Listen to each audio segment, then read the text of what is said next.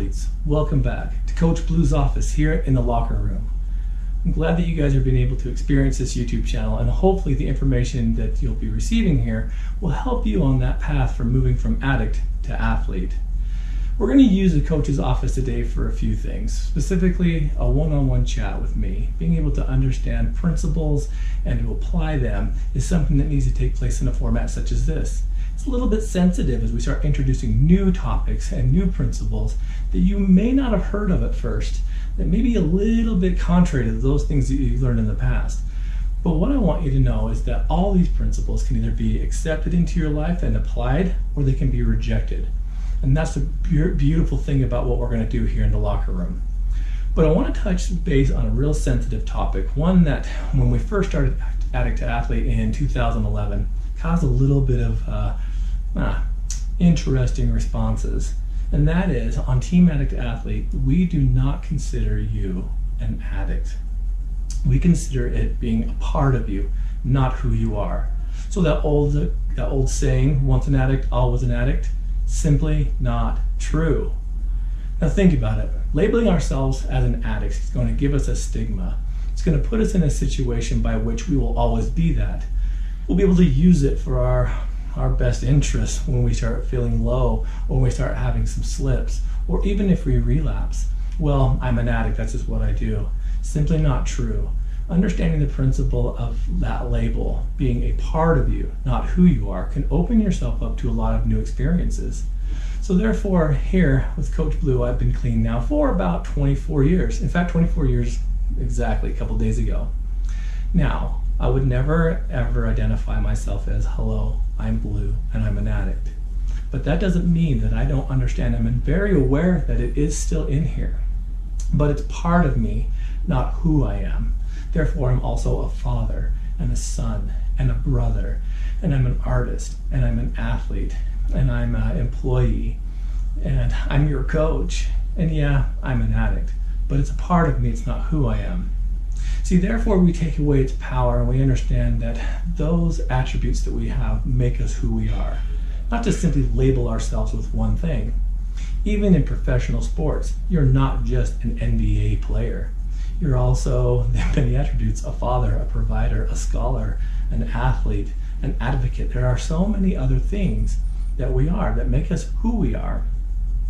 So that negative connotation also comes with an understanding that we can turn that mess into a message only by using it for good. Meaning, think about how important those principles that you have learned being an addict have taught you. They've taught you how to create out of nothing. Think about that for a second. Remember those times you wanted to get high and you didn't have any money or any means necessary? Yet at the end of the day, what were you? You were high. What it is being able to problem solve to get what you want. Now imagine flipping the script and doing that for positive things. Being able to find that amazing job, being able to buy that most amazing car at the right price, being able to have those relationships that you may not think exist. When we expand upon all of the attributes that make us us, you're going to be able to suppress all those things that cause us grief. And as you adopt more, becoming a person of service, a person of athletics, a person of health, a person of recreation, a person of relationship, that addict will slowly take its place further and further down the priority list. But again, it's a weird concept, especially when we've been told that that's what we are. I understand the principle behind it, I really do. It's important for us not to forget that it's still there.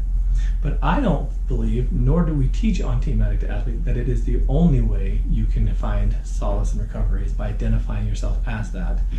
Therefore, athletes, as you move from addict to athlete, don't be silly to just completely erase the whole thing. Know that it's going to be there for a long time. 24 years, and I know that I have a trauma threshold that would still bring me right back to that addiction. And trauma thresholds are something that we'll talk about at a later time. But because I have so many other attributes, because I have so many other parts of me, I don't have to just default down into that addict mentality anymore.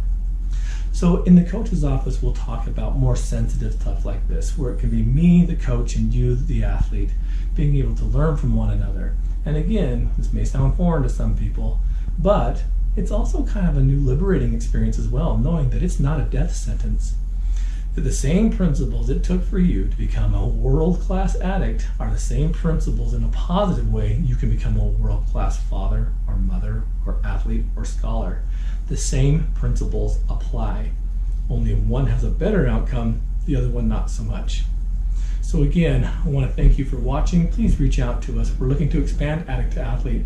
You can look at our program a little bit more in depth by our website, addicttoathlete.org. Check us out on Facebook, on Instagram, or send us a message through Twitter. Our phone numbers and contact lists are all on the website. And I want to really emphasize that soon we'll be having the personal recovery playbook available for you to utilize it at home, to be part of the team no matter where you are. I highly recommend joining our Facebook and social media pages and being able to utilize those to help inspire and to assist other athletes, because they'll do that for you. So until next time, I want to thank you for hanging out with Coach Blue here in the coach's office. And until we meet again, go turn your mess of addiction to the message of sobriety.